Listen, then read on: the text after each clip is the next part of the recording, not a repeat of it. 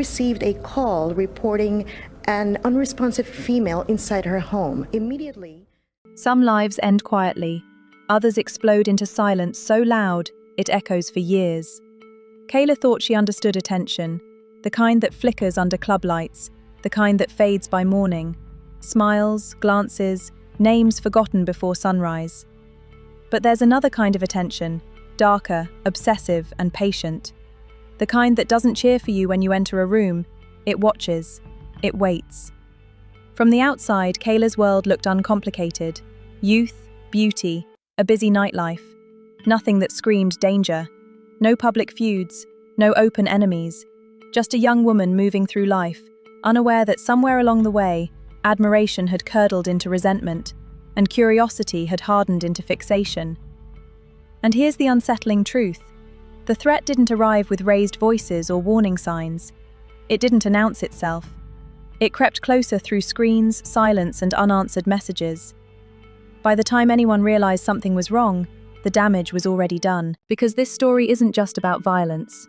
It's about obsession disguised as loyalty, jealousy mistaken for love, and how easily one person's private fixation can turn into another person's final moment.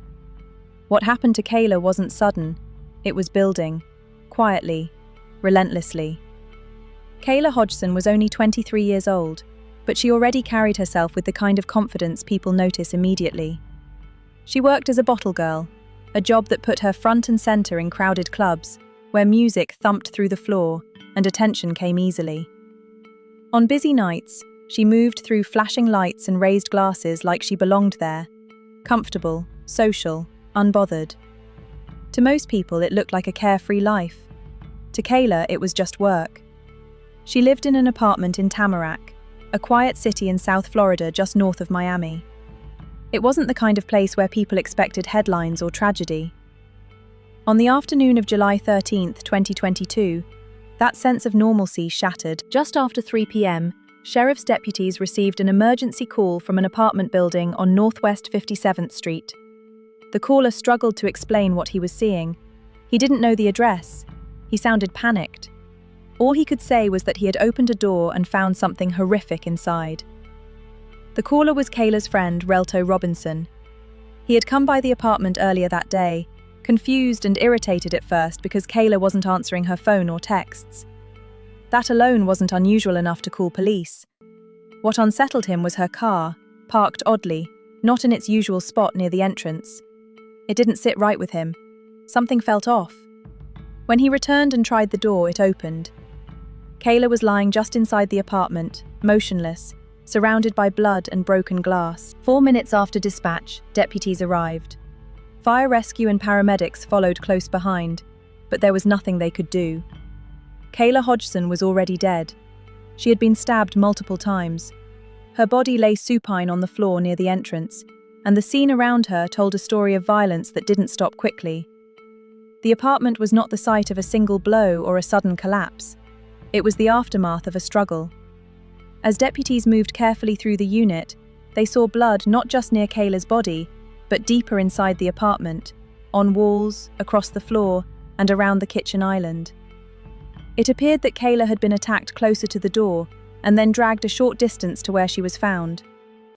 Beneath her body was a dark hose connected to a hookah.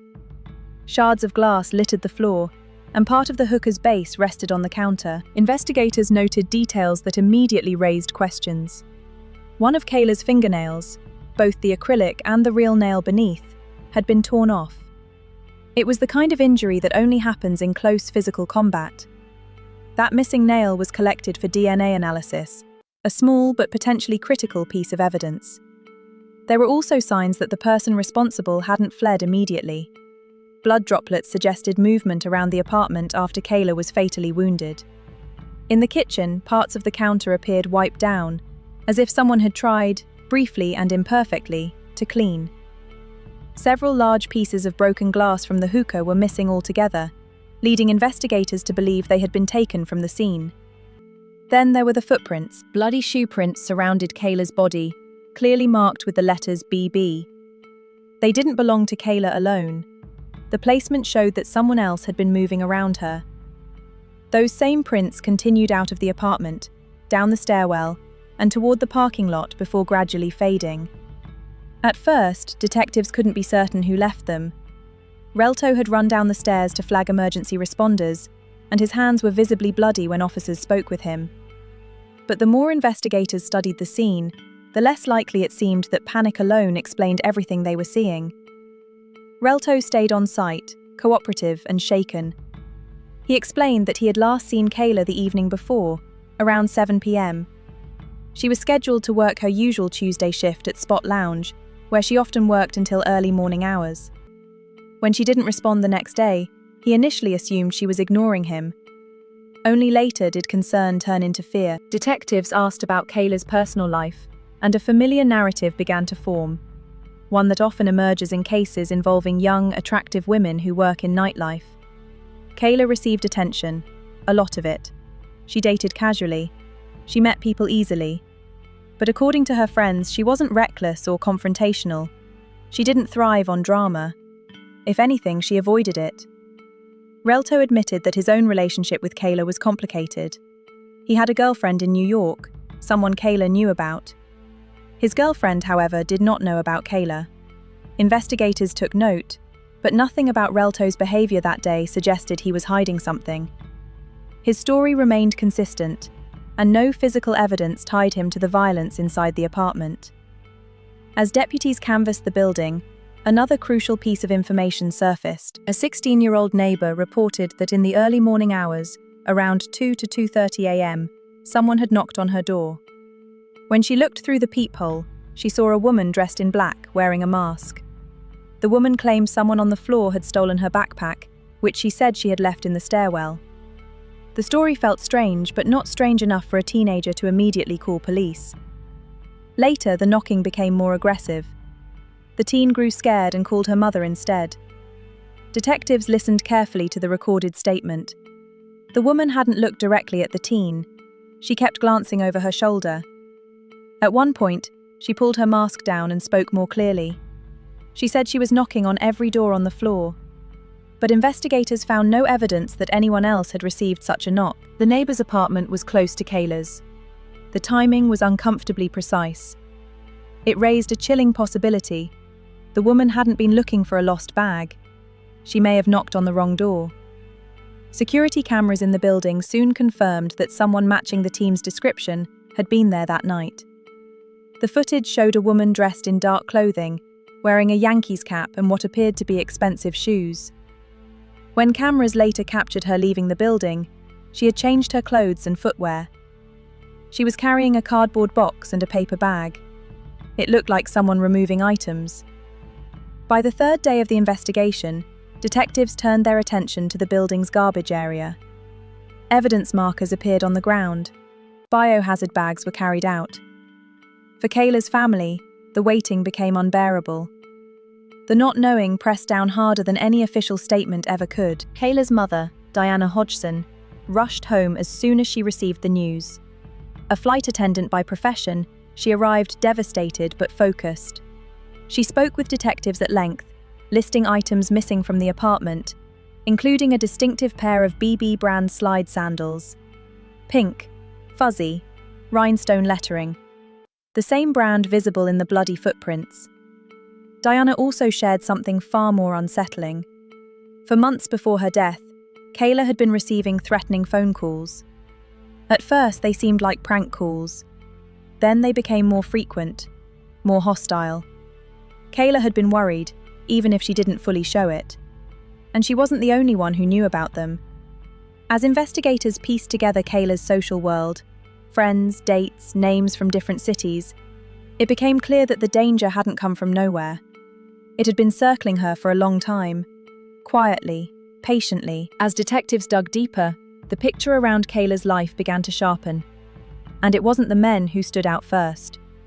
It was the tension she had tried to brush off. The kind you minimize because acknowledging it feels dramatic.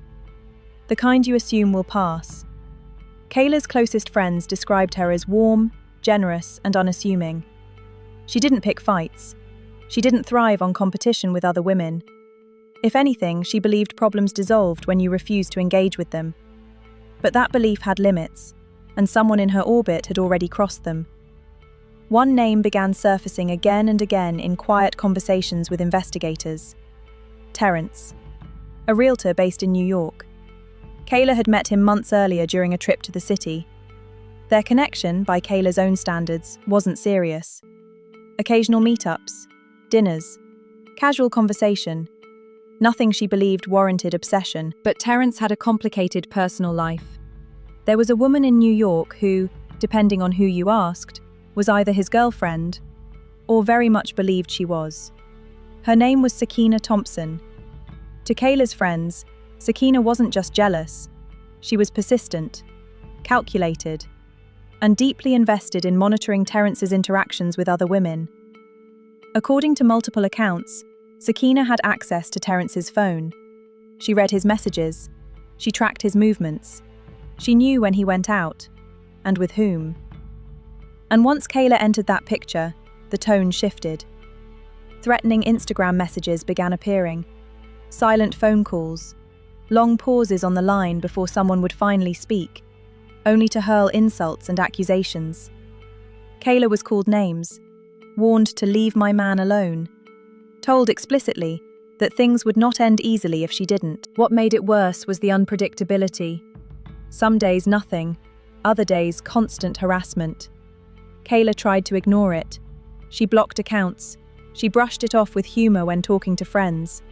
At one point, she even suspected the wrong person, believing the calls might be coming from someone else entirely. That misdirection may have cost her time she didn't know she was running out of. Janisa, Kayla's best friend, told detectives about a night in New York that stuck with her. On an earlier trip, Kayla and Terrence had gone out with friends to a lounge, only for a woman to suddenly appear, dressed casually, hair tied back, eyes fixed on Kayla. She hadn't come to talk, she had come to fight. Kayla avoided the confrontation. She left. No punches were thrown, no scene was made. But that moment wasn't forgotten. After that night, the messages escalated. The tone grew darker. The fixation intensified. Sakina always seemed to know when Kayla and Terrence were together, how they spent their time, where they went. At one point, it was revealed she had even placed a tracker on Terrence's car. To Sakina, this wasn't casual jealousy, it was territorial. And in her mind, Kayla wasn't just another woman, she was a threat. Investigators now believed Sakina had access to Kayla's home address. Terrence had purchased flights for Kayla to New York in the past. He sent her food deliveries. Address details would have been stored somewhere. And if Sakina was monitoring his phone as closely as described, she didn't need to guess where Kayla lived. Security footage from Kayla's apartment building showed a woman matching Sakina's appearance on the night of the murder. Dark clothing, a cap, purposeful movement. Later footage showed the same woman leaving with a bag and a box. Her outfit changed. When detectives created a photo lineup and showed it to the teenage neighbor who had answered the door that night, the identification was swift. 95% certain. On August 3, 2022, Sakina Thompson was taken into custody in New York with the assistance of the U.S. Marshals Task Force. In her possession was a small black Prada purse. Inside it, among other items, was a printed plane ticket, New York to Fort Lauderdale on July 12th, returning July 14th. She had flown to Florida just hours before Kayla was killed. Sakina was extradited and charged with first-degree premeditated murder. From the start, she didn't deny being there. She couldn't. The travel records, ride histories, hotel stay, and surveillance footage placed her in Tamarac at the exact time Kayla died. Instead, she offered an explanation. Sakina claimed she went to Florida to talk woman to woman. She said Kayla had blocked her online, leaving her with no other way to communicate. According to her testimony, when she arrived at Kayla's apartment in the middle of the night, the conversation turned violent. She alleged that Kayla attacked her first, using the hookah as a weapon. Glass shattered. Sakina claimed she was slashed across the stomach and blacked out while fighting to protect her unborn child. She admitted to cleaning the scene, changing clothes, disposing of evidence, taking shoes from the apartment, leaving. But she insisted she didn't remember stabbing Kayla. Prosecutors weren't convinced. They argued that Sakina arrived armed, driven by obsession and rage. That the number of stab wounds, dozens, spoke not of self-defense, but of sustained, deliberate violence. That someone capable of wiping down surfaces, changing outfits and concealing travel records was not acting blindly. The knife used was never recovered. The state believed it had been successfully disposed of. After a brief jury deliberation, Sakina Thompson was found guilty of first-degree murder. She was sentenced to life in prison without the possibility of parole. For Kayla's family, the verdict brought justice, but not peace. Her mother and brother spoke in court, describing the loss not just of a daughter and sister, but of a presence that filled rooms effortlessly. A life taken not because Kayla did something wrong, but because someone else couldn't let go. Kayla's story is not just about jealousy. It's about what happens when obsession is mistaken for love, and boundaries are treated as challenges instead of warnings. What makes this case linger isn't just the brutality of the crime, it's how ordinary the warning signs looked while they were happening. Messages ignored, calls blocked, an uncomfortable encounter brushed off as nothing serious. Kayla did what many people do when faced with unwanted attention. She minimized it. She kept living. In court, prosecutors laid out a timeline that stripped away coincidence. Sakina Thompson didn't stumble into Kayla's life that night. She planned the trip.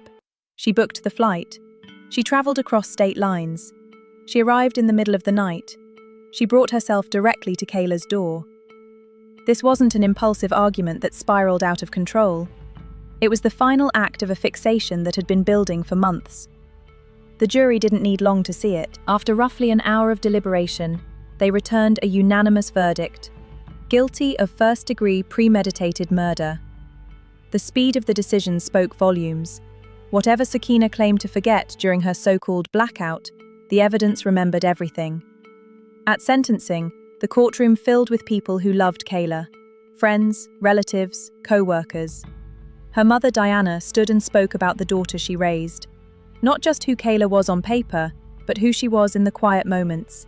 Her kindness, her loyalty, the way she showed up for people without being asked. Kayla's brother spoke too. His words carried a grief that had nowhere to go. He talked about growing up together, about losing not just a sibling, but a future that would never unfold.